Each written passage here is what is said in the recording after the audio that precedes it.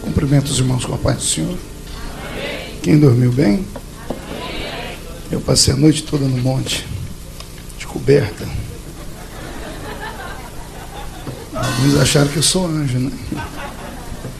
Abra sua Bíblia comigo, sem perda de tempo. O tecladista vai me ajudar? Primeiro livro do profeta Samuel, segundo livro do profeta Samuel, capítulo de número 12.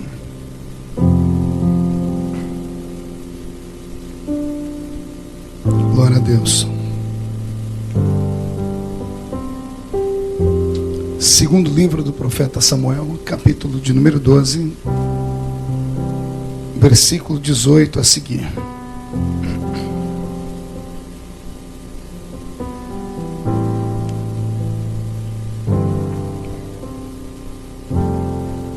Está escrito assim: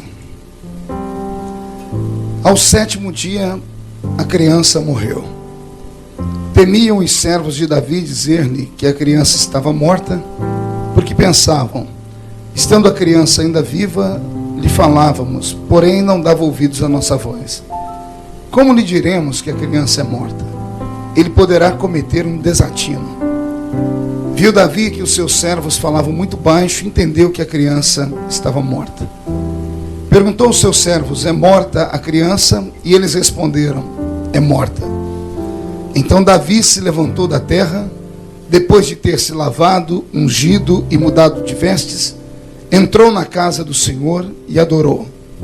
Então foi à sua casa e a seu pedido serviram-lhe pão e ele comeu. Perguntaram-lhe os seus servos, que é isso que fizeste? Pela criança viva jejuaste e choraste, mas depois que a criança morreu, levantaste e comeste pão. E respondeu ele, vivendo ainda a criança, jejuei e orei, porque pensava, quem sabe o Senhor se compadecerá de mim, de modo que viva a criança. Mas agora que é morta, por que jejuaria eu? Poderia eu fazê-la voltar? Eu irei a ela, mas ela não voltará para mim. Então consolou Davi a Batseba, sua mulher, entrou a ela, deitou-se com ela, e ela teve um filho, a quem deram o nome de Salomão, e o Senhor o amou. Fecha a Bíblia, inclina a cabeça. Pai, mais uma vez a sua palavra será ministrada com vida. Mais uma vez os nossos corações serão um palco onde o seu Espírito vai atuar. Que haja nesta manhã um grande mover da sua presença. Que seus filhos comecem já a dar gritos de glória nesse ambiente. Porque enquanto pessoas estão no domingo pela manhã, dentro desse país, diante de tantos ídolos mortos, tantas casas de oração assim chamadas, mas os deuses estão mortos e sepultados, nós estamos diante do Deus único, vivo e poderoso. Então nessa manhã, Senhor, não pode haver entre nós nenhum tipo de silêncio. Que traga o Senhor a sua Shekinah sobre nós esta manhã, que ela comece a trovejar sobre nós, e o Senhor comece a se revelar. Em nome de Jesus, fala conosco. E a igreja diz amém? Amém. Tome seu assento aplaudindo a Jesus, porque Ele é bom.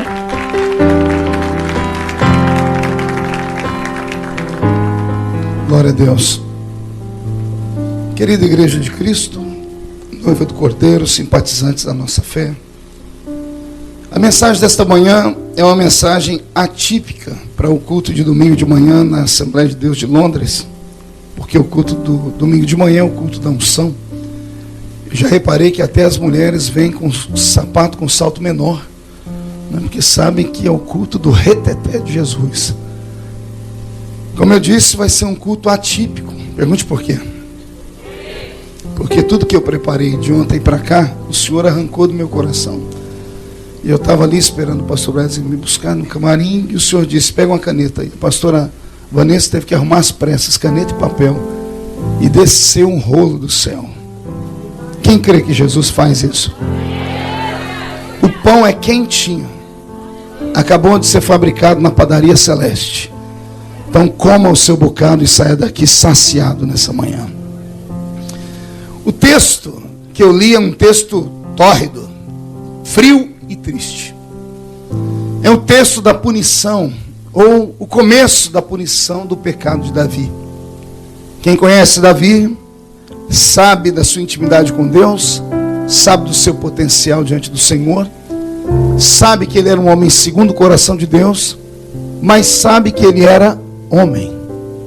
Não era anjo, não era super-homem, não era semideus, não era o quarto membro da Trindade, não era querubim nem serafim. Ele era um homem. Olhe para o seu irmão e diga, ele era um homem. Não, mas diga para o seu irmão, na essência máxima da palavra homem. Você sabe qual é a origem da palavra homem, né? A palavra homem vem de humus. Humus vem de fertilizante. Fertilizante vem de esterco. Esterco misturado com terra. Isso é a matéria do ser humano. O homem nada mais é do que esterco misturado com terra. Ou seja, quanto vale essa matéria? Por isso, quando você fixa e firma os seus pensamentos, suas esperanças em homens, você pode se frustrar lá na frente. Porque o que o homem fala às vezes de pé, ele não sustenta sentado. Foi por isso que Deus, quando foi falar do seu caráter e da sua personalidade, ele fez questão de dizer e deixou escrito na nossa Bíblia: eu não sou homem para mentir, nem filho do homem para me arrepender das coisas que falo. Ou seja, Deus está dizendo, quando você for falar comigo, quando você for lidar comigo, fale diferente e assuma um compromisso diferente. Porque o homem pode não cumprir o que fala, mas eu velo sobre a minha palavra para cumpri-la. Se você tem uma promessa de Deus, essa promessa vai acontecer. Se você vive com o livro da lei debaixo dos braços e tem ele como seu guia, respire fundo. Porque os direitos do livro são seus, mas os deveres também. E a punição, quando a lei é quebrada, não pode ser revogada, a não ser que haja muito sangue derramado.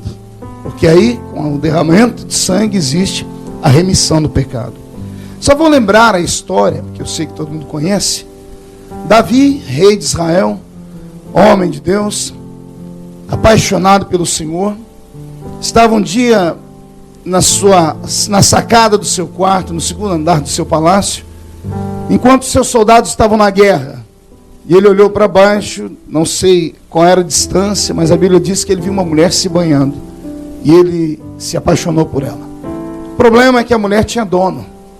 Mas ele, como rei, não perguntou a ninguém quem era o dono, se podia, se não podia. Ele simplesmente exerceu a unção real no limite da força. Ele abusou do poder. Ainda ontem eu comentava com umas pessoas, com o pastor Wesley dentro do carro, falando sobre o potentado da rainha da Inglaterra, que na época medieval os reis da Inglaterra e de todos os reinados do mundo, com exceção do judeu, todo rei ele era divino. Na mente das pessoas o rei era inerrável. Assim acontecia com os faraós, porque os faraós eram sepultados dentro de pirâmides, porque achavam eles que eles tinham parte com os deuses e dali não sairiam mais, apenas para uma transcendência. Então o rei, como ele era o poder máximo da terra constituído, ele precisava de uma consciência, mas a consciência do rei não funcionava, porque o poder, ele embriaga. John Kennedy disse assim, que o poder é um afrodisíaco, que atrai todo tipo de atenção. Então, como o rei não tinha a quem se reportar, Deus levantou no reinado de Israel profetas. O profeta nada mais era do que a consciência política do rei. Ou seja, quando o rei achava que era o rei da cocada preta, o profeta vinha e puxava ele para baixo. Dizia: ei, você não pode fazer o que quer. Não pode fazer o que dá na sua telha. Não pode fazer o que seu nariz deseja. Pode ver que após Davi ter consumado o ato do pecado com Batseba, e pior, botar o marido dela na linha de frente contra os filhos de Amon, e os filhos de Amon matarem, a ira de Deus se acendeu contra Davi. Lá vem Natã, com uma prosopopeia, com uma parábola, incitando a mente do rei, trazendo o rei de volta à realidade, contando a história de que no reinado haviam dois homens, um rico e um pobre. O rico tendo de tudo, e o pobre tendo apenas uma ovelha, por quem ele havia se transformado numa espécie de pai. Um viajante bate à casa do rico, e o rico, ao invés de matar uma de suas ovelhas, vai na casa do pobre e pega a única ovelha que ele tinha. A Bíblia diz que quando Davi ouve a história, ele se enfurece, e ele diz: morte a esse homem, que ele pague 4 vezes pelo erro que ele cometeu. Após dizer isso, Natã, respirando fundo, diz: esse homem és tu, ó rei. A Bíblia diz que instantaneamente o semblante de Davi cai. E Davi, na mesma ansiedade com que peca, ele usa o mesmo sentimento para se arrepender. E a Bíblia diz que ele olha para Natã e diz: pequei contra o Senhor. O amor de Deus por Davi era tão grande que a palavra de arrependimento de Davi não era apenas uma palavra jogada ao vento. Davi falou com o coração. E se você ainda está aberto com o texto na sua mão, abra aí 2 Samuel capítulo 12, só para te mostrar como funciona o coração de Deus quando um homem se arrepende. Capítulo 12. Depois você lê em casa o texto inteiro. Mas depois que Natã conta para Davi, diz que ele era o pecador da história, Natã começa a dizer todo o mal que Deus vai fazer com ele. Natã começa a vomitar em cima dele. Ele começa a dizer: a espada não vai se apartar da sua casa, você vai pagar com juro e correção monetária. Isso vai até que chegamos aqui no versículo de número 13. Então disse Davi a Natã: pequei contra o Senhor. Ponto final. Aí começa Natã, porque aí Deus vem no coração de Natã. E Natã diz assim: olha, Davi, o Senhor já perdoou o teu pecado. Não morrerás. Isso aqui me deixa apaixonado por Deus. Porque momentos antes, Natã vomitou todo tipo de maldição sobre Davi por ter pecado. Mas quando Davi vai ouvindo a história, eu imagino um Davi choroso. Eu imagino lágrimas rompendo pelos olhos dele. E ele entendendo que havia se separado de Deus. E quando Natã terminou de falar, ele não pediu para Natã orar a Deus, para Deus revogar as maldições. Ele não pediu para Deus, para que Natã pedisse para Deus ter misericórdia dele. Não. A Bíblia diz que Davi confessou. Ele diz: pequei contra o Senhor. Quando ele diz isso, Deus trava a língua de Natã. Diz: para de amaldiçoar ele. E diga para ele que eu já perdoei ele. E que ele não vai morrer. O versículo na sequência: mas porque com este feito deste lugar, para que os inimigos do Senhor blasfemem, o filho que te nasceu morrerá. A punição agora não vem por causa do erro de Davi, vem por causa dos murmuradores que cercam Davi. Olha o que Deus está dizendo aí para ele: o filho vai morrer, agora não é por causa de você, porque eu já perdoei e não vai morrer, mas por causa dos blasfemadores que te cercam, por causa daqueles que querem que eu te puna, por causa daqueles que querem que você pague o preço, por causa daqueles que querem que você seja um super-homem, por causa daqueles que querem que você seja uma espécie de semideus. Por causa disso, o rebento que você gerou não vai vingar.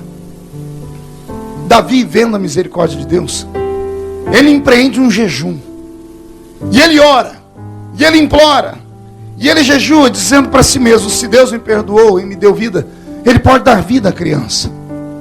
Mas a Bíblia diz que a criança foi adoecendo, e Deus feriu a criança. E a criança começou a adoecer, adoecer. E todos os dias os servos de Davi entravam na presença dele e davam notícia: olha, a criança não está bem, mas está viva. A criança está assim, está assado. Até que um dia Davi viu os conselheiros dele num canto, e eles não tinham coragem de falar com ele. E olha o que passava pela mente dos conselheiros: se quando a gente falava para ele que a criança estava viva, ele não dava atenção para nós, só ficava orando e jejuando pelos cantos, o que vai acontecer quando falarmos para ele que a criança morreu? Alguém chegou a dizer: ele vai ter um desatino, ou vai cometer um desatino. Traduzir isso aqui é muito forte, porque estamos falando de um ungido de Deus. Os servos de Davi nunca viram ele daquele jeito. Os conselheiros nunca viram Davi tão atormentado daquele jeito. Os conselheiros de Davi ficaram com medo de dar uma notícia ruim para ele, e ele fazer uma loucura. Que tipo de loucura, pastor? Essa que você está pensando aí. O rei ungido pegar uma corda, colocar em volta do pescoço e se matar. Pensavam que Davi iria se suicidar, porque era isso que aconteceria com qualquer pessoa que estivesse desequilibrada emocionalmente, como Davi estava naquele momento.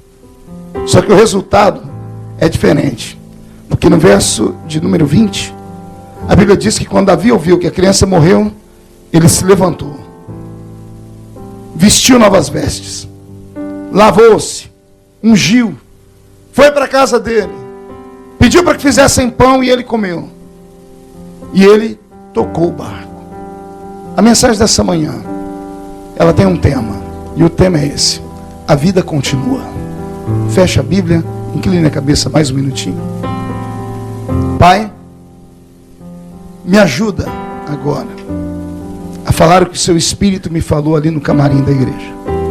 Porque tem vidas aqui dentro nessa manhã que precisam voltar a viver, que precisam voltar a respirar, que precisam voltar a crer que a sua misericórdia é grande, que precisam voltar a entender que o Senhor é o Deus que escolhe e não se arrepende por ter escolhido.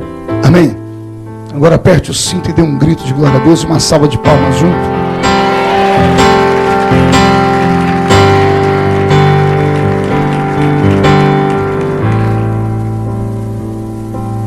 O que fazer quando tudo dá errado?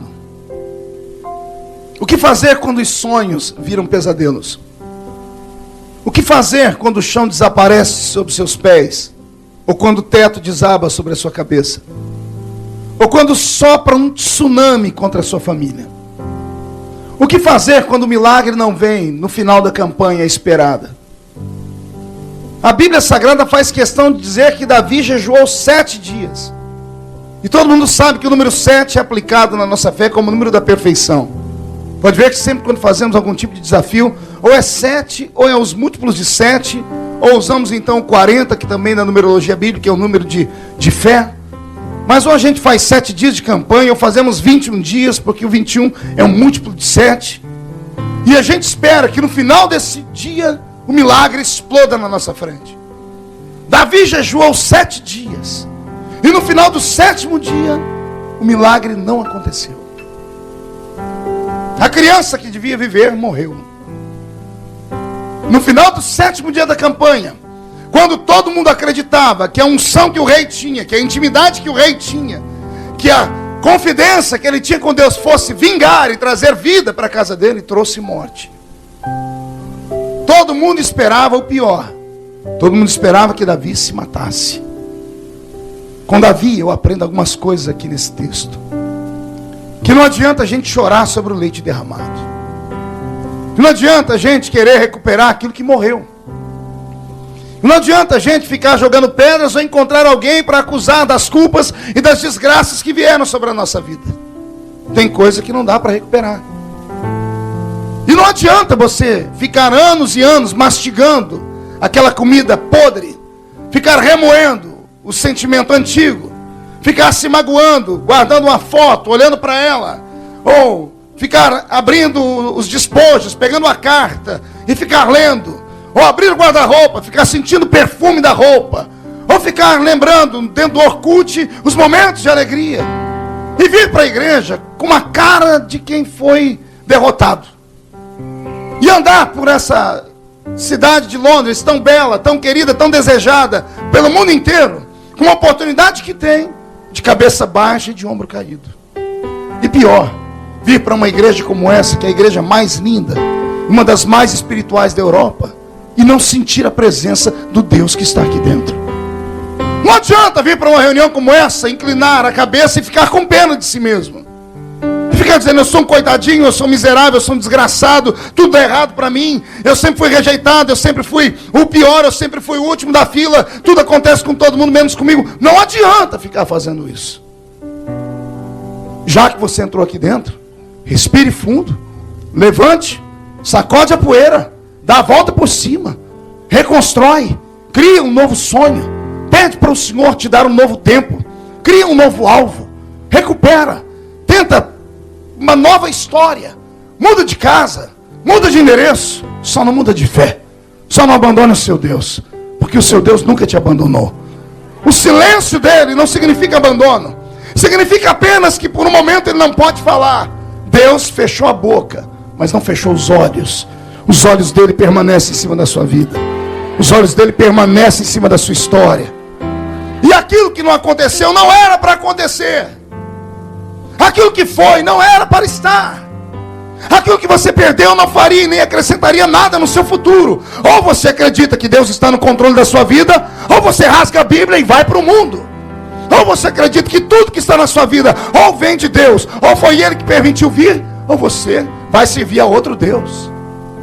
Porque se você crê que a sua vida está na mão dEle, tudo que aconteceu, tudo que está acontecendo e tudo que ainda vai acontecer tem um propósito. E o propósito não é te ver caído. O propósito é te ver de pé. O propósito é te ver na presença dEle. O propósito é arrancar um grito de glória a Deus da sua boca nesta manhã. O propósito é ver você sair daqui dizendo assim: a tempestade já passou e eu estou pronto para encarar outra se for preciso. Eu não nego a minha fé por nada. Se tem alguém que concorda comigo, faz barulho dentro dessa igreja, por favor.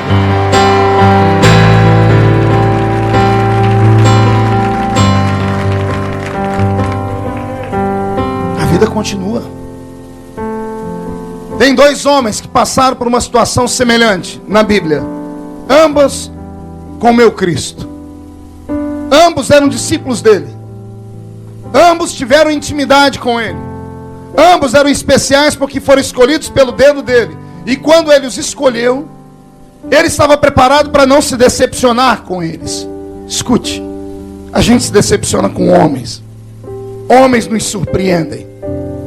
Mas Deus nunca se surpreende com um homem. Porque Deus sabe tudo. Amém? Você concorda que Deus sabe tudo?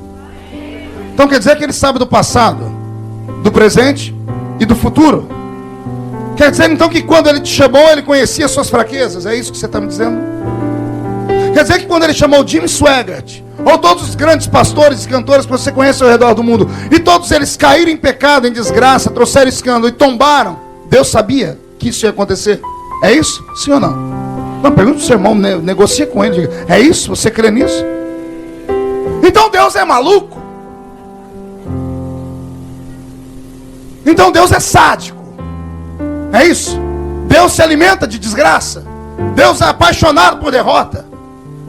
Que Deus é esse que, sabendo que a coisa vai dar errado lá na frente, permite a coisa acontecer? Era simples, era só Ele não ter levantado o indivíduo. Mas por que Ele levantou, se Ele sabia que a desgraça ia acontecer lá na frente? Deus não se surpreendeu o dia que a mídia mundial colocou um Jim Swaggart na frente da igreja pedindo perdão e os jornais estampando o seu pecado. Escandalizou o mundo inteiro. Teve gente que se jogou do alto da ponte. Teve gente que rasgou a Bíblia e abandonou a fé. Mas Deus, tranquilo no trono, olhou para ele e continuou. Nada surpreende Deus. Agora eu perguntei para ele, falei: Senhor, por que o Senhor deixou? Por que o Senhor chamou um homem sabendo que ele ia dar prejuízo? O Senhor disse para mim: prejuízo na mente de vocês. Porque o ser humano só vê aqui. O ser humano só vê um ato. Ele julga uma vida inteira por um único ato. O homem faz 99 coisas boas para o outro homem. E enquanto ele faz, ele é um anjo. O dia que ele faz uma coisa errada, ele vira um demônio. O homem esquece a folha de trabalho prestada inteira. Deus jamais. Se uma alma salva vale mais do que o mundo inteiro perdido, quantas almas como essa de Jim Swaggart te levou aos pés da cruz? Foi isso que Deus disse para mim. O Senhor disse para mim: eu jamais invisto naquilo que só dá prejuízo. Ele me deu muito mais lucro do que prejuízo. Então eu aplico naquilo que me dá lucro, mesmo sabendo que Ele vai me dar algum tipo de prejuízo. E o Senhor me disse: eu não posso aplicar nos anjos. Os anjos seriam inerráveis, eles nunca me escandalizariam. Mas o diabo me acusaria dizendo assim: é claro, o Senhor colocou um ser com corpo transcendental, que tem poder para voar, que tem poder para aparecer e desaparecer, que não precisa comer, nem beber, nem dormir, que não sente fome, nem fadiga, que não sente necessidade de sexo para pregar o evangelho. Aí qualquer um aceita. O Senhor disse: eu tenho que usar, são vocês. E se eu for escolher o perfeito, eu nunca vou usar ninguém. Eu falei: como é? O Senhor me disse: se eu for escolher alguém perfeito para usar, eu não acho ninguém, porque todos pecaram e destituídos estão da glória de Deus. Aí o Senhor me disse: então avise na minha casa que esses que estão aí, por pior que sejam, são melhor do que a média dos demais. Não, você não entendeu, eu vou repetir. Esses que estão aí, com esses defeitos, esses que você conhece, que você olha para ele e diz assim: para o irmão quando está cochichando: se eu fosse Deus, eu não salvava aquele indivíduo ali. Tem gente assim: se eu fosse Deus, aquele indivíduo estava no inferno 7 metros para baixo dele ainda. Ainda bem que você não é Deus, infeliz.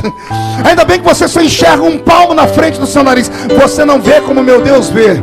Você olha para alguém do seu lado agora que está caído, machucado, porque ele fez isso ou aquilo. Meu Deus está vendo lá na frente, ele de pé, com a coroa na cabeça, pregando o evangelho, instaurando o ministério, restaurando vidas. Subiu um arrepio pela minha barba agora. Deus confirmou essa palavra. Deus te trouxe nessa manhã para curar as suas feridas. Deus te trouxe nessa manhã para te colocar de pé mais uma vez. Você não vai sair daqui mais derrotado. Não vai sair daqui olhando para os homens que te acusam. Há um Deus no céu que apostou tudo que tinha em você. Você ainda vai dar lucro. Escute o que eu estou dizendo. Você ainda vai trazer orgulho para a casa do Senhor. Agora está na sua mão. Os 2 discípulos estão lá, têm a mesma oportunidade. Um vendeu Jesus com um beijo. Vender Jesus era negar que Jesus era Jesus. O outro negou Jesus com palavras. Alguém diz: você parece como ele, você se veste como ele. Ele diz: eu nunca vi ele na vida. Um é Judas, o outro é Pedro. Ambos passam pela mesma pressão psicológica. Ambos passam pelo mesmo desatino, pela mesma prova, pela mesma decepção. Ambos sofrem com o terror da morte, da iminência de serem mortos. Ambos estão com medo. Ambos desacreditam que ele é aquilo que eles pregaram. Um vende, o outro nega. Um não aguentou a pressão. Quando o diabo danou a acusar ele, enfiar as unhas na cabeça dele, porque esse é o maior dom que o diabo tem. Por isso a palavra significa acusador. Satanás é adversário, diabo é acusador. Porque é a única coisa que o diabo pode fazer para atormentar o ser humano. Freud diz que todo ser humano carrega dentro de si uma lei moral. O que é uma lei moral, pastor? Todo ser humano tem uma lei interna que faz ele saber quando ele está fazendo uma coisa certa e quando ele está fazendo uma coisa errada. Você tem filhos. Veja quando uma criança comete alguma coisa errada, quebra uma xícara, fala um palavrão, ou tira alguma coisa do lugar, ou faz aquilo que o pai não aceita. A primeira coisa que ele faz ou é tentar se esconder, ou é tentar justificar. É natural. A revista super interessante de 6 meses atrás no Brasil trouxe uma matéria fantástica. Ela disse assim: cientistas fizeram isso, estudaram isso ao longo de 50 anos. Se pegar uma criança de 3 anos de idade e colocar ela numa ilha isolada, longe da civilização, e dar a ela condições de se manter comendo e dormindo e se vestindo, 20 anos depois, se chegarem a qualquer pessoa nessa ilha, vai olhar essa criança adorar um coco, ou uma árvore, ou uma pedra, ou o sol, ou a lua, ou as nuvens. Porque todo ser humano tem dentro dele um DNA que ativa a sensibilidade àquilo que é divino. Ou seja, o ser humano nasceu para crer que Deus existe. Até o ateu, e lá super interessante, escreveu que o ateu é o mais crente de todos, porque é um crente frustrado. Como ele é um crente frustrado, ele fica falando que Deus não existe, só para Deus olhar mais para ele do que para os outros, só para tomar um puxão de orelha a mais. Se todo homem tem dentro dele a sensibilidade da crença que Deus existe, há dentro dele uma lei moral que faz ele entender o que é o bem, o que é o mal, o que é o certo, o que é o errado. Pedro e Judas foram atingidos pela consciência. Veio o diabo e atormentou os dois um pouquinho mais. Um não suportou a pressão. A pressão foi tão forte que ele usou toda a força que ele tinha para ter coragem de subir no alto de uma montanha, arrumar uma corda, colocar em volta do pescoço e pular lá de cima. O outro usou a mesma pressão para ir para um canto, dobrar o joelho e chorar até não ter mais voz para falar. Ambos são acusados pelos pecados. Sobre Judas incorre uma acusação maior, porque todo mundo diz assim: ele vendeu Jesus, e Pedro não vendeu Jesus. Só que Judas não teve força para suportar. Para Judas a vida dele terminou. Para Pedro, ele teve uma segunda chance. A vida continuou. Isso nunca saiu de Pedro. Toda vez que alguém comentava sobre os seus feitos, alguém tinha que lembrar que ele negou Jesus. Vai ficar marcado para sempre as derrotas da nossa história. Mas você tem que aprender a reeditá-las. Você tem que aprender que aquilo que ficou no passado, ficou no passado. O presente é diferente. E o futuro será melhor ainda. Enquanto você não aprender a lidar com o passado, você vai ser essa pessoa difícil de ser cuidada. Toda vez que você ver uma pessoa na igreja, ou no seu convívio diário, que tudo que você vai falar para ela, a pessoa só sabe falar alto. A pessoa só sabe dar pancadas. A pessoa não consegue esboçar um sorriso. Não tenha raiva da pessoa, tenha pena. São traumas internos mal resolvidos. São pessoas que foram tão roubadas na vida que a única forma de se defender é atacar. E essas pessoas criam ao redor delas uma redoma. São inatingíveis. Elas não conseguem amizade, elas não conseguem se estabelecer no casamento, elas não conseguem se estabelecer dentro da fé, não conseguem se estabelecer em lugar nenhum. São pessoas que nós pastores temos dificuldade de pastoreá-las, porque são impastoreáveis. Porque a cura não vai acontecer de fora para dentro, tem que acontecer de dentro para fora. O milagre que você busca não está na minha mão. Pode vir aqui Benihim. Benihim pode orar por você, pode soprar por você, ou pode cuspir em cima de você. Ele pode escarrar em você. Porque se o sopro dele tem aquela unção, imagina o escarro dele. É unção concreta, é unção condensada. Ele pode fazer o que for em cima de você e nada vai acontecer. Porque o milagre está dentro de você. É você que tem que pegar a pressão que veio sobre você. E esse poder que a pressão gerou, é você quem escolhe. Ou você vai usar ela para pular do alto de uma montanha, porque tem que ter muita coragem para se matar. Tem que ter muita coragem, tem que ter muito peito para subir numa árvore, se jogar na frente de um carro. Tem que ter muita coragem.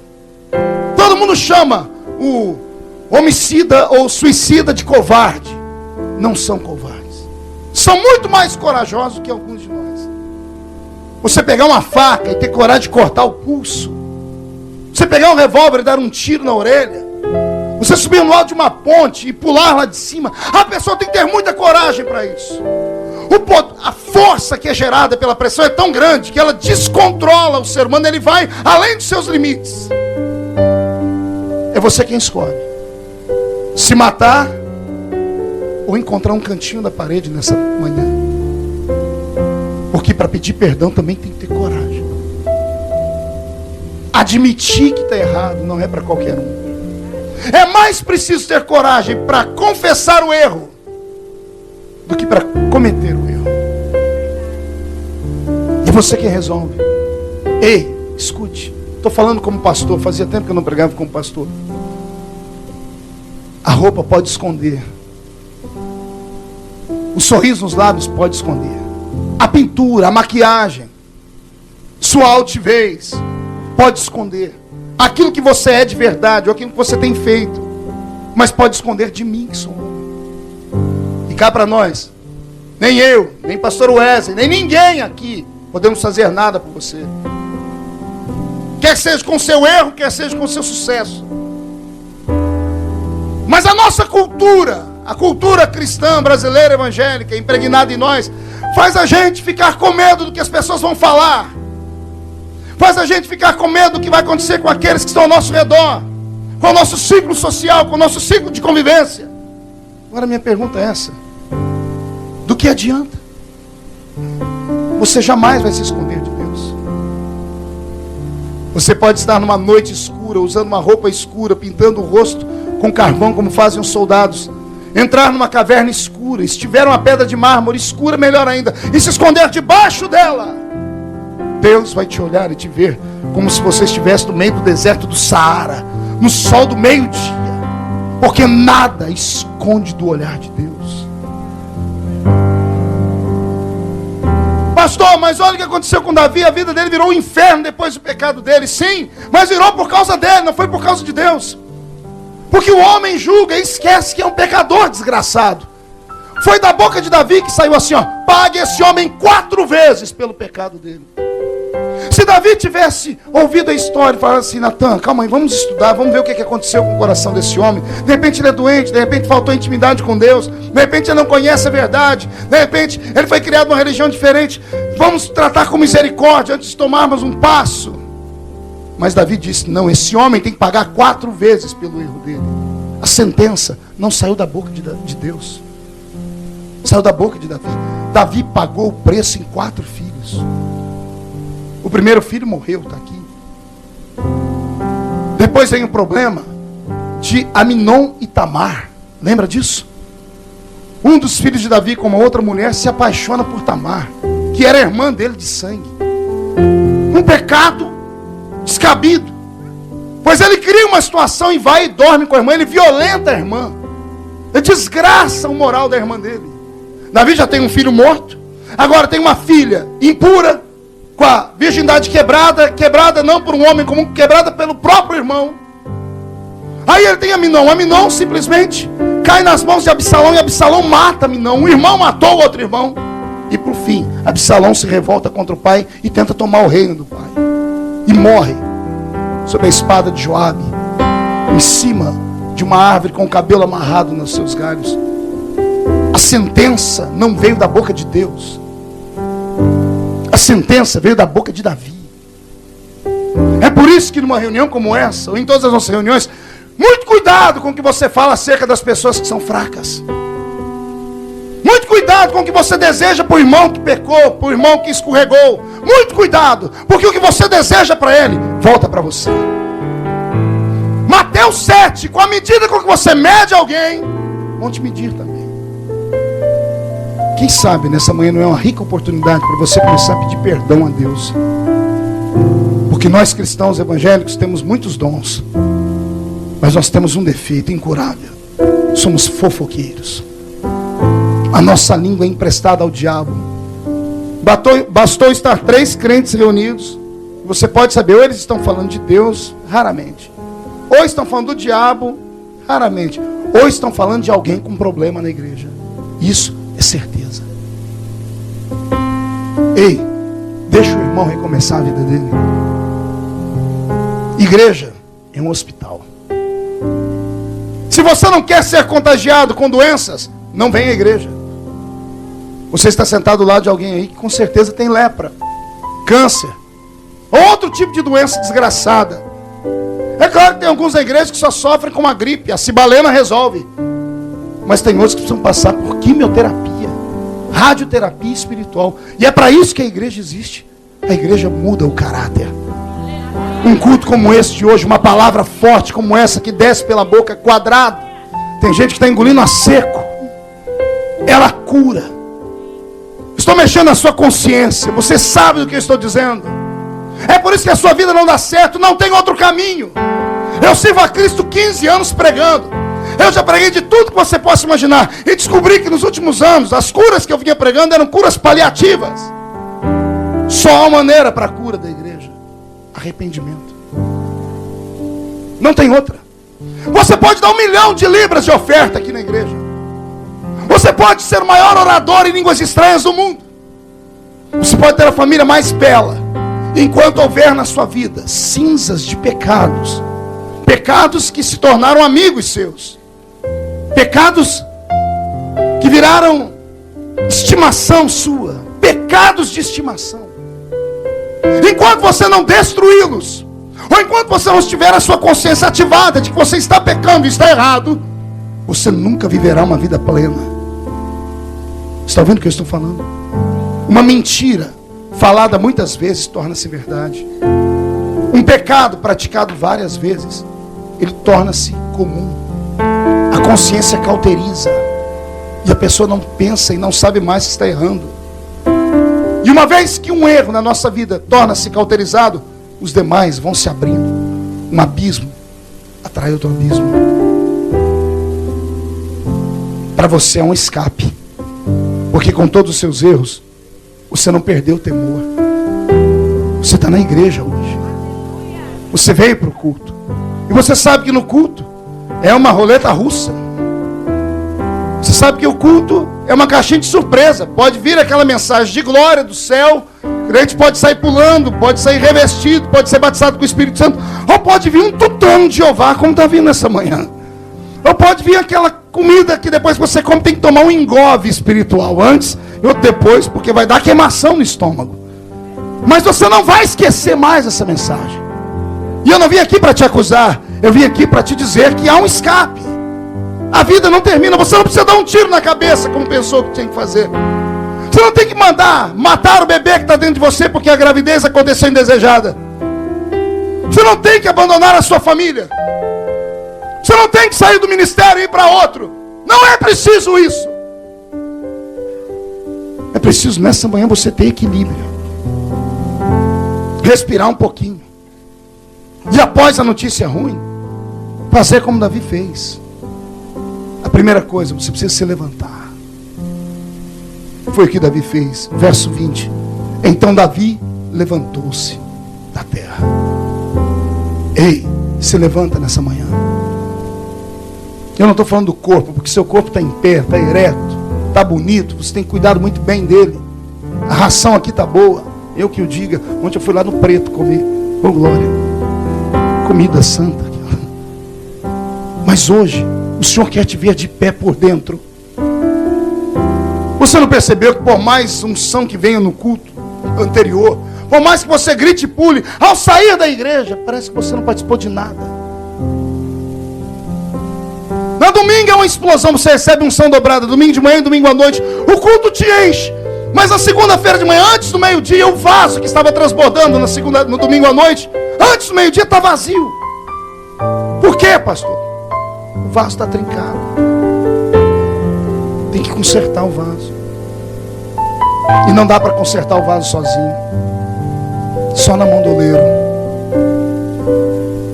E enquanto eu orava, pedindo a Deus para me dar força para pregar essa mensagem, o Senhor disse: avise o povo que eu já arregacei as orlas do meu vestido, das mangas, eu já preparei a olaria, a água já está aqui, o vaso que quiser ser feito de novo é só se jogar na minha presença. O Senhor vai curar o trincado do seu vaso nessa manhã. Você vai sair daqui mais crente, vai sair daqui mais comprometido, e vai sair daqui curado. Porque não é porque Deus não tenha respondido a sua oração que Ele tenha te rejeitado. Não é pelo fato de você ter passado pelo vale da sombra da morte, ou cometido alguma coisa que que foi uma coisa muito violenta contra a nossa fé, que isso vai tirar você das promessas que Ele te deu. Se o meu Deus pegou um Pedro, depois de todos os defeitos dele, depois de todos os erros miseráveis dele, e eu estou falando de Pedro, você lembra do Pedro que eu estou falando, né? Aquele que quando Jesus vai lavar os pés dele, ele esconde os pés. O ato mais santo de Deus na terra. Deus ajoelhado na frente de um homem e lavando o pé dele. É o ato mais sacro, mais santo e mais misericordioso que há no mundo. É Deus dizendo assim: eu estou disposto a tudo para lavar os seus pecados, até ajoelhar nos seus pés, se for preciso. Tamanho é o amor que Deus tem pelo homem. É esse Pedro que esconde os pés. E depois da bronca de Jesus dizendo: se eu não lavar seus pés, você não tem parte comigo. É o mesmo Pedro que esconde, é o mesmo Pedro que se mostra. Agora ele estica os pés e as duas mãos juntos. Ele diz: se é para ter a sua presença, não lava os pés só não, lava o meu corpo inteiro, porque eu não vivo sem a sua glória, Senhor. Aleluia. É esse mesmo Pedro que está no meio das ondas do mar, andando, pisando forte por um momento, tendo orgulho, dizendo assim: tá vendo? Ninguém anda em cima das águas, só eu e ele. E daqui a pouco ele afunda. E quando vai afundando, ele é obrigado a gritar: mestre. E lá vem Jesus colocando um apelido nele: homem bully. Lembra do bully do Brasil? O que é um bully? É um lugar de pôr. Jesus chamou de bully, homem de pouca fé. Essa é nova, gostou? Pega essa aí. Ô Pedro, homem de pouca fé. Você: Senhor, não deu, eu andei até onde deu. O vento soprou e eu tombei, ué. É esse Pedro que só erra perto de Jesus, que nega ele, que faz tudo errado. Lembra o que Jesus fez com ele antes de ir embora? Jesus reuniu o colégio apostólico inteiro. Lá está um João perfeito, o homem a quem Jesus amava. Lá está um Mateus equilibrado. Lá está um André pregador, homem que tinha eloquência para convidar as pessoas. Está todo mundo perfeito. Mas Jesus enfia a mão no bolso, pega um molho de chaves, diz assim: Pedro, vem cá. Lá vem Pedro e todo mundo dizendo: qual será o fumex que Jesus vai dar nele agora? Qual é o puxão de orelha que ele vai levar dessa vez? Todo mundo já esperando Jesus dar uma bronca. Aí Jesus diz: Pedro, abre a mão. Aí Jesus pega a chave do céu e da terra, a chave da igreja, e põe na mão dele. Diz: Pedro, eu te dou o maior presente que um homem pode ter. Eu te dou a chave do meu cofre, porque a minha maior riqueza é a igreja. Eu coloco na sua mão a chave da igreja. O que você ligar na terra será ligado no céu. Apacenta os meus cordeirinhos, Pedro. E está todo mundo dizendo assim: mas calma aí, eu sou mais perfeito do que ele, eu sou melhor do que ele. Eu imagino Jesus ensinando assim: é para isso que eu trouxe Pedro. Eu não entrego a chave do meu reino na mão de almofadinhas. Não entrego a chave dos meus dons na mão de mauricinhos e patricinhas. Não entrego a chave dos meus dons na mão de anjos. Eu entrego na mão de gente imperfeita, de gente cheia de defeitos, mas que tem coragem de pedir perdão pelos seus pecados.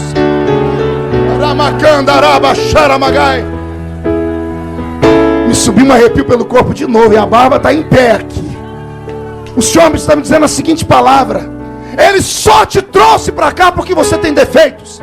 Se você fosse perfeito, você não prestaria para estar aqui. Você estaria trabalhando com Bill Gates. Você estaria dirigindo a Microsoft. Se você fosse perfeito, você estaria em Hollywood agora, atuando num filme. É por você ser imperfeito que Ele colocou nas suas mãos os dons. E se segure Inglaterra, se segure Brasil, não sei de que país você é. Você ainda vai dar o que falar. A sua história vai deixar muita gente de cabelo em pé. Vai ter gente que vai olhar para você e vai dizer assim: o que é que deu nele?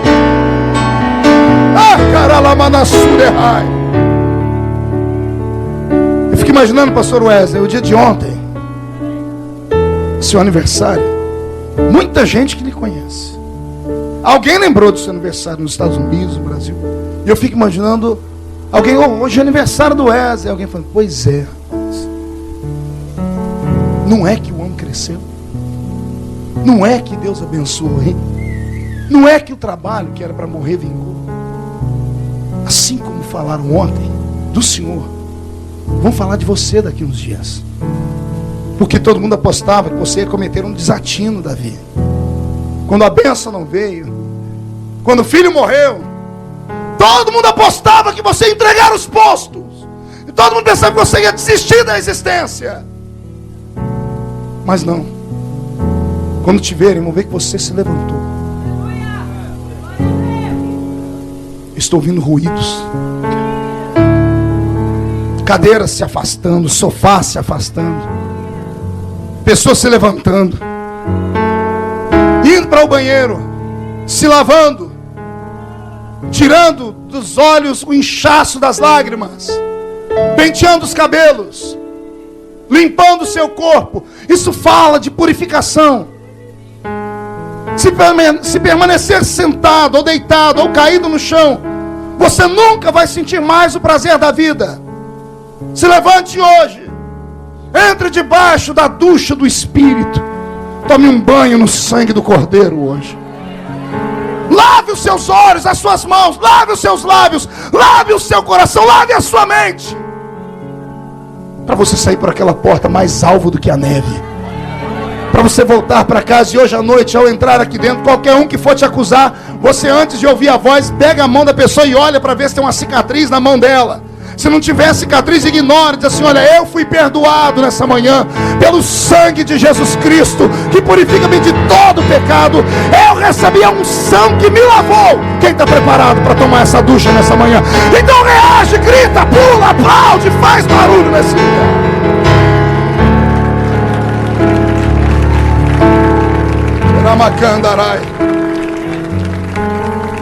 Foram 7 coisas que Davi fez. Primeiro, ele se levantou. A cotovela, irmão, diga: já está de pé ou não? Diga: você se levanta ou eu te dou um cascudo na cabeça. Vai, anima-te. Depois de levantar, Davi se lavou. Ou seja, ele se purificou, pediu perdão. Depois a Bíblia diz que Davi se ungiu. Ungir significa separar, se consagrar. Mais uma vez, ele pegou a unção real que tinha, deitou sobre a cabeça dele, porque caído no chão, não fazia sentido ficar com a coroa. Enquanto você permanecer caído, todo mundo vai pensar que você é um rei deposto. Você é uma princesa, é um príncipe sem poder. Levanta, separa, pega a coroa, enfia na cabeça de novo. porta vai se abrir. Os súditos estão lá fora esperando a sua reação. Uns estão dizendo que você vai se jogar de cima de uma montanha e se enforcar, como Judas. Mas nessa noite os anjos, ou nesta manhã os anjos, eu, o Pai, o Filho e o Espírito Santo, estamos apostando que você vai para um canto chorar. E você vai se levantar. E a glória da segunda casa será maior do que a glória da primeira. Quem acredita nisso? Levanta-te, lava-te, unge-te. Depois de se ungir, de se separar, a Bíblia diz: e Davi foi à casa de Deus. Frequente mais a igreja. Toda vez que o ser humano é atingido por uma flecha que toca na mente dele, nas emoções dele, a primeira coisa que ele faz é sumir da igreja. Você não percebe que isso é um laço do diabo? O diabo é que quer ver você fora da igreja. Se tiver 7 cultos na semana, venha em 8. Por favor, anima-te. Volta a frequentar, porque é em cultos como esse que a mensagem vem. E Jesus cura você. Como é que Deus vai falar com você se você não vem à casa dele para ouvi-lo? Ah, pastor, mas eu tenho a Bíblia aberta em casa, eu tenho DVDs em casa. Ajuda, mas são paliativos. É aqui dentro que está a palavra revelada. Volte a frequentar a casa de Deus. Depois de entrar na casa de Deus, a Bíblia diz que Davi adorou. Ele fez o quê? Adorar significa agradecer. Se ajeita no banco e levanta a mão direita para o céu. Faz um carinho nas costas do irmão. Diga: vai doer só um pouquinho, tá?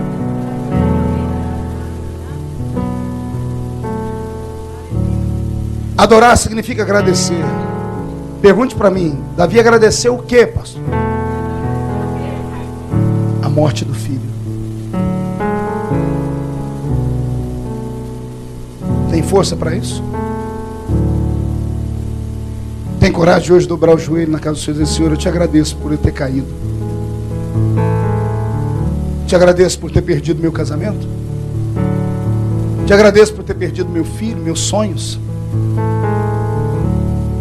Fazendo isso, você vai estar dizendo: a minha vida está na sua mão. É o Senhor quem controla. É a oração de Jó. Deus deu, Deus levou. Bendito seja o nome do Senhor. Incline a sua cabeça, porque eu senti que Deus atingiu você agora.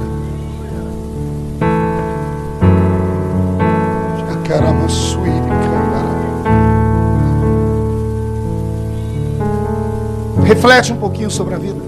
Esses últimos anos aqui na Europa, os últimos anos do Brasil para cá, de Portugal, sei lá de qual país é você. Parece que tudo está dando errado. Já era para ter terminado, mas você não entendeu o que Deus estava fazendo. Enquanto ficar remoendo, com remorso, com mágoa, nada vai acontecer. Adorar significa agradecer. Agradece a Deus. Arruma força onde você não tem. Se desprega do passado e glorifica. E depois descansa, porque um tempo do renovo vai chegar. Recebe essa palavra em nome de Jesus. O Espírito Santo está falando na sua orelha, no seu ouvido. Aleluia. Pai, cura aquilo que o médico não pode curar. Toca onde o remédio não pode descer. Restaura Davi nessa manhã. Pai, eu não estou falando de Ananias e Safira. Eu não estou falando de Saul. Eu estou falando de Davi. Davi é ungido. É fraco, mas é arrependido. Ele erra, mas erra tentando acertar, Pai. Põe Davi de pé. Reconstrói a vida deles.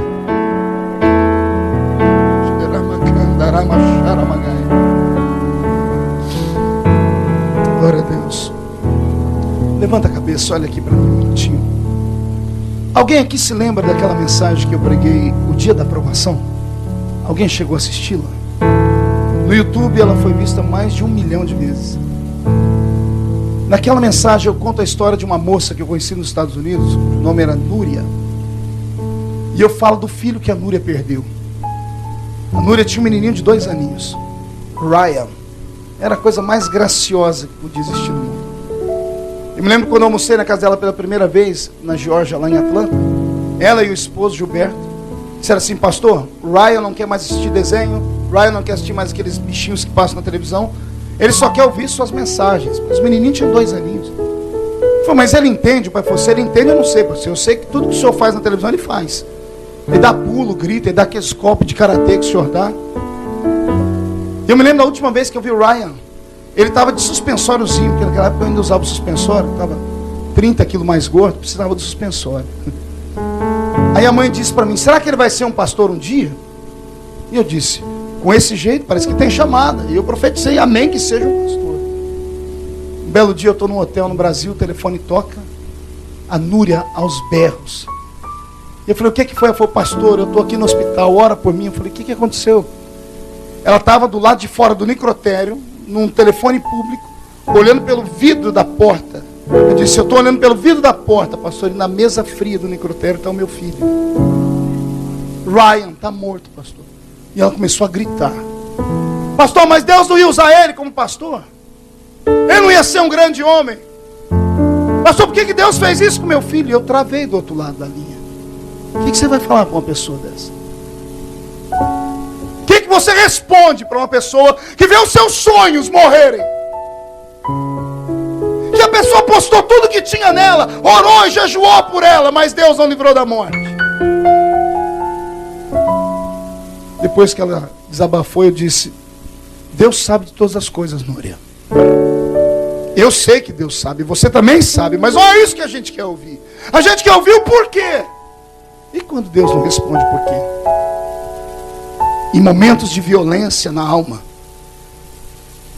o pior amigo que você pode ter do seu lado é um crente religioso, porque ele vai tentar arrumar uma explicação para o seu problema. Aí ele desgraça você, porque ele vai falar, como ele não acha explicação, ele vai dizer: você não tem nenhum pecado escondido na vida? Você está rindo? Eu passei por isso quando nosso bebê morreu. Quando meu filhinho foi embora, profetas do Brasil me ligaram: conserta-te, homem.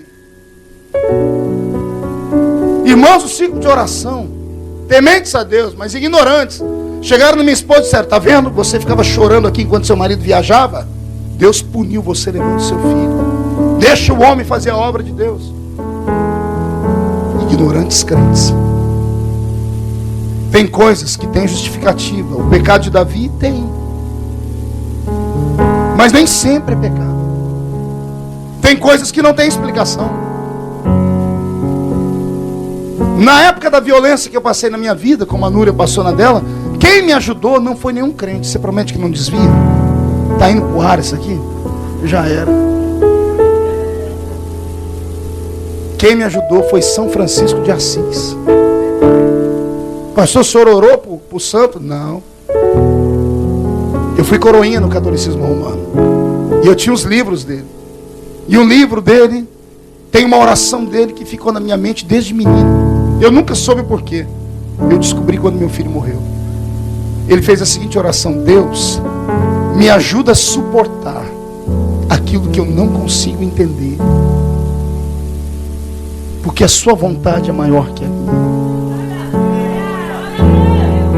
Me emociona, porque não é fácil. Peça para Deus te ajudar a suportar o que você não consegue entender. E não murmura. Tenta não murmurar. Silencia, mas não morre. Só aguenta. Daqui a pouco passa. Eu descobri na vida, pastora Vanessa, que Deus deu um dom ao ser humano que não deu a mais ninguém. Nem anjo tem, nem animal tem, pastor Alexandre. Deus deu ao ser humano um dom.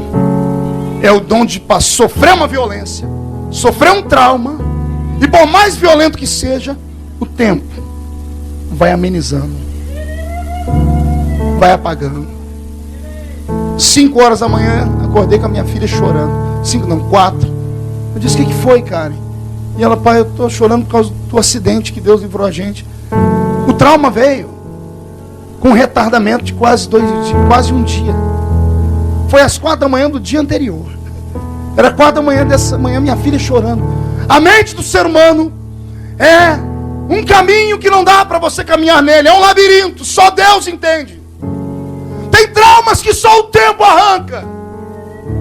Então aguenta firme. O que você precisa nessa manhã é só alguém que pegue na sua mão e fique calado. É alguém que não te acuse. Se não tem uma palavra boa para dizer, é melhor ficar quieto. Você só precisa de um abraço nessa manhã. Porque vai passar a dor, Davi. Vai passar o momento da prova. Não existe dor que dure para sempre. Também não existe prazer que nunca acabe. A vida é uma roda gigante. Às vezes estamos lá em cima e olhamos para quem está aqui embaixo. Não cuspa, porque amanhã a roda gira e você vem para baixo. Quem estava embaixo vai para cima. E daqui a pouco a roda gira de novo. E aguenta, esse carrossel chamado vida não para. Eu profetizo que tudo na vida, dor, trauma, o Senhor Deus está com tudo na palma da mão dele nessa manhã. Nesse domingo é um domingo onde Deus resolveu escolher você para curar, para te dar força, para você ter o melhor ano que você já teve aqui nesse país. Se você querer, pega, põe no coração e dá um grito de glória a Deus. Encerro por aqui dizendo que o tempo passou. Núria e Gilberto não suportaram ficar juntos, porque eles perderam 2 filhos. O DNA dos dois não bate. É um acontecimento único, é isolado. Tem pessoas que os genes deles não batem. Toda criança que nascer, dizia o médico, vai morrer. Vinga até um tempo e depois as células começam a se deteriorar. É genético. Não conseguiram permanecer juntos. Tentei, eu fiz de tudo para que os dois permanecessem juntos, mas não deu. Gilberto disse para mim, toda vez que eu brigava com ela, eu jogava na minha cara que a minha semente era ruim. E quando eu brigava com ela, eu jogava na cara dela. E quando um casamento não dá certo, o que a religião manda fazer? Se vire! Não é assim que dizem os nossos pais? Comeu a carne e rói o osso? Só fala isso quem não passa por problemas. Só fala isso quem nunca teve um problema sem solução no casamento. Falar da vida dos outros é fácil. Chegaram em mim e disseram, pastor, o que a gente faz? Eu orei a Deus, porque eu virei conselheiro dos dois. E naquela semana eu ouvi uma história cavernosa, Uberlândia. Uma irmã de um pastor amigo meu, ele me contou a história porque eu não conhecia a história da família. Disse, pastor Marcos, minha irmã morreu tem 2 anos. Casada, o pai dele pastor, 5 pastores da família, ela casada com um diácono.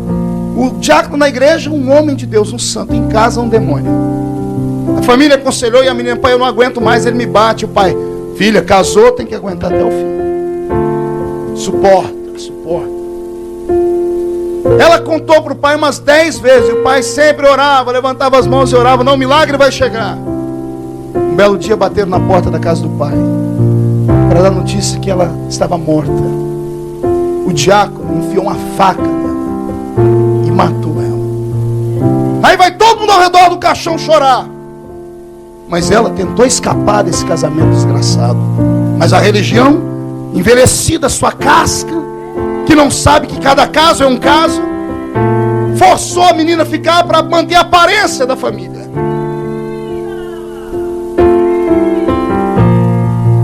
Reflita e respire e peça para Deus te dar força. Eu falei com a Núria e com o Gilberto, então, se não tem jeito, é melhor que se separem. Ele se casou de novo, está muito bem com uma nova família. Ela se casou também. Só que com 2 anos de casado, ela disse para mim que estava muito infeliz ainda, porque ela sempre lembrava do Ryan. Ela não conseguia engravidar porque lembrava do Ryan. A última vez que eu estive na casa dela, eu entrei no quarto, lá estavam todos os objetos, toda a roupinha. Todo dia de noite ela entrava no quartinho do menino, que virou um altar. Eu falei, eu te amo em Cristo, mas eu vou te ajudar de uma maneira que você não vai gostar. Eu fui catando tudo que tinha, pastor Wesley, e botando dentro de uma caixa. Ela gritou, disse, não faça isso. Eu digo, se eu não faço, faz você. Senão sua vida não vai sair desse inferno. Você vai destruir a vida desse moço que acreditou em você agora. Chorando muito, ela conseguiu fazer. E ela deu cabo das coisas. Nasceu o bebezinho da Núria, tem 4 meses. Está no Brasil sorrindo. Voltou para o Brasil, ela botou a fotinha do neném na internet. Disse: pastor, eu estou feliz agora. O milagre só veio quando ela se levantou.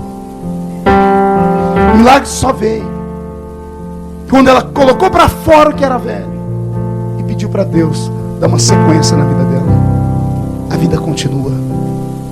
Aguenta. Nessa manhã, Deus quer pegar na sua mão e te fazer andar por caminhos que você nunca andou ainda. Amém? Incline a cabeça. Eu quero você aqui na minha frente, sem ninguém te olhar. Não quero que ninguém te veja. Eu quero você que foi violentado, violado na alma, no espírito, no corpo. Eu quero você que está passando pelo vale da sombra da morte. Eu quero você que está machucado.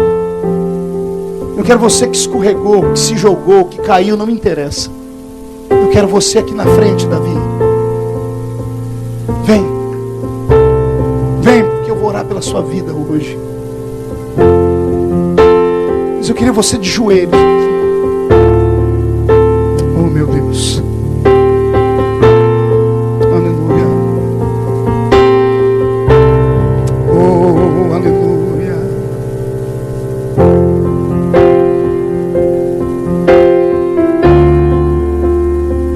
Glória a Deus.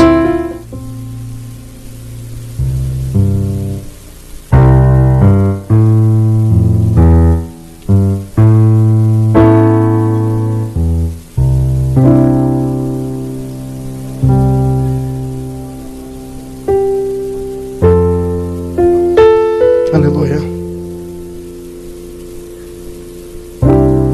O barulho que eu escuto aqui é melhor do que os barulhos que eu esperava ouvir. Isso é avivamento. Chora mesmo. Se quiser colocar a boca no pó, coloque. Se quiser deitar nesse chão, ignora todo mundo que está perto de você agora.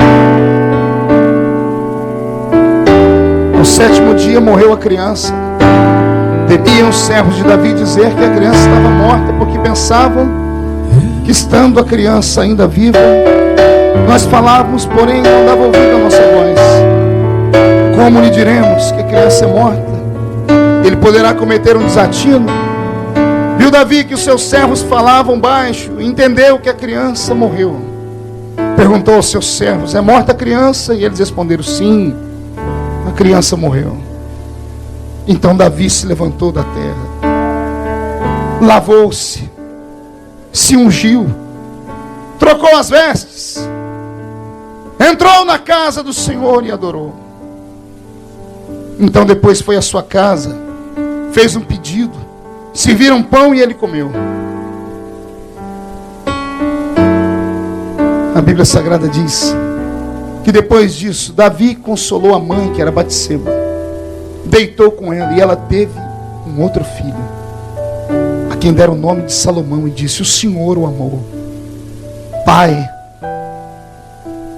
estamos de joelhos aqui na sua presença. Estamos tentando te agradecer pelo filho que morreu, pelo sonho que foi sepultado, pelo tratamento que não deu certo, pela família que foi perdida, pelos projetos que se perderam, pelo casamento que não deu certo, pelo marido que morreu, pelo tombo que levamos. Estamos na sua presença de joelhos. Cura, Senhor, cura. Cura o trauma da sua filha, cura. Cura o trauma do seu filho, cura. Porque nessa manhã, Senhor, o filho que morreu vai ser substituído. Eu preciso aprender um pouco aqui por um filho que vai nascer. Eu preciso aprender um pouco ali. Eu preciso aprender mais de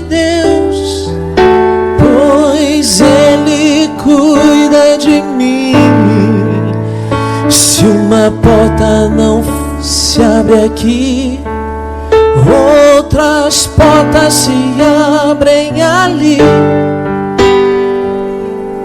Eu preciso aprender. Deus cuida de mim.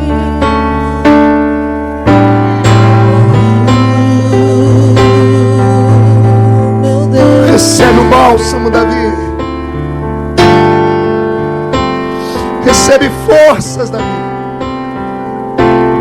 A vida continua. Eu preciso aprender um pouco. A vida continua. Eu preciso aprender um pouco ali. Eu preciso aprender mais de Deus, pois é Ele quem cuida de mim. E se uma porta se fecha aqui, eu sei, outras portas se abrem ali. Eu preciso aprender mais de Deus, pois é Ele.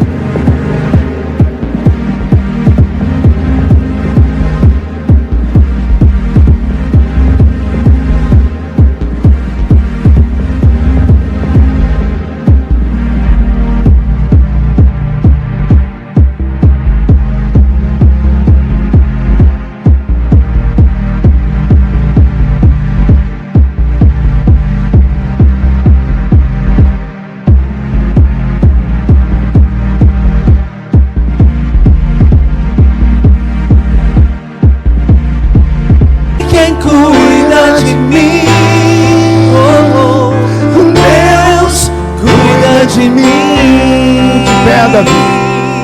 Levanta. Deus cuida de mim. Na sombra das asas, Deus cuida de mim. Unge-te, Davi. Eu amo a sua casa. Veste novas vestes. E não ando sozinho. Entra na casa do Senhor e adora. Sozinho, aproveita para adorar. Aproveita para adorar. Deus cuida de mim. Aproveita para adorar. Agora é a hora de glorificar. Deus cuida de mim. Na sombra das suas asas, Deus cuida de mim. Eu amo a sua casa e não ando sozinho. Não estou sozinho, pois sei, Deus cuida de mim. Abra a mão direita. Coloque no teu ventre. Eu profetizo em nome de Jesus. Homem, mulher, criança, adolescente, leigo, pastor, que o Senhor abrirá a tua madre uma vez mais. E no lugar do filho que foi embora, o casamento, ministério, família, sonho, projeto, emprego, o Senhor está fazendo nascer outro hoje. E a Bíblia manda dizer, e a boca de Deus fala, que esse filho que vai nascer não morrerá. O Senhor vai amar ele, e a sua história nunca mais será a mesma. Levante as duas mãos chacoalhando, diga: eu te dou graças, Pai. Aproveite você que está com essas mãos chacoalhando. Encontre alguém que está do seu lado e abrace ele. Diga: Deus reconstrói a história. A vida continua. Deus cuida de mim. Diga para o seu irmão: a vida continua.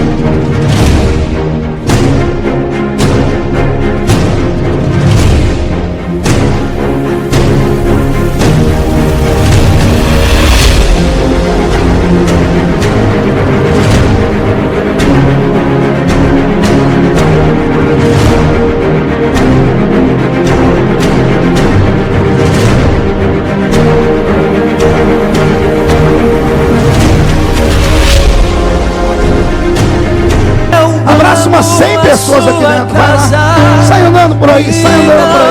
Não ando sozinho, não estou sozinho, pois sei, Deus cuida de mim. Deus cuida de mim.